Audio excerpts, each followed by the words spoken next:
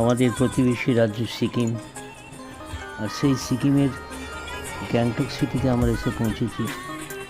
একটি প্রধান দর্শনীয় স্থান সকলের জন্যই।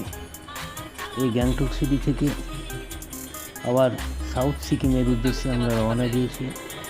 সেই সাউথ সিকিমের একটি প্রধান দর্শনীয় স্থান তথাগত পিএসএল বুদ্ধ পার্ক। সেই বুদ্ধ পার্কের উদ্দেশ্যে আমরা রওনা দিয়েছি। তাই এই বুদ্ধ পার্কে যাওয়ার জন্য আমরা একটি ক্যাব হায়ার করলাম সকাল 6টার সময়। আর ক্যাবের ভাড়া প্রায় 5,000 টাকা মতো। এটি গ্যাংটক সিটি থেকে প্রায় 65 কিলোমিটার দূরে। আজকে আমরা ক্যাব নিয়ে দুদিকে প্রাকৃতিক দৃশ্য দেখতে দেখতে যাচ্ছি। যেতে যেতে বুদ্ধ পার্কে পৌঁছানোর ঠিক কিছুটা আগেই আমরা নেমে পড়লাম একটি বিশেষ প্রাকৃতিক দৃশ্য ক্যাচ করার জন্য। সেই প্রাকৃতিক দৃশ্যটা আপনাদেরকে দেখানোর চেষ্টা করলাম। এর মধ্যে রয়েছে উঁচু উঁচু পাহাড়, কোথাও কোথাও ঝর্ণা, জল ঝরেই পড়ছে। সেই দৃশ্য দেখতে দেখতে আমরা চার্ম হয়ে গেলাম।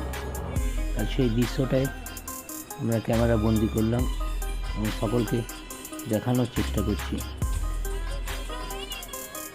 তথাগত বুদ্ধ পার্ক সাউথ সিকিমের একটি প্রধান দর্শনীয় স্থানের মধ্যে একটি।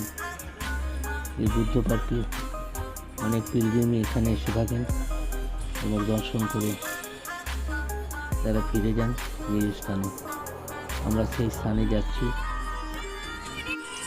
আবার সেই বুদ্ধ পার্কের ছবি আপনাদেরকে দেখাবো।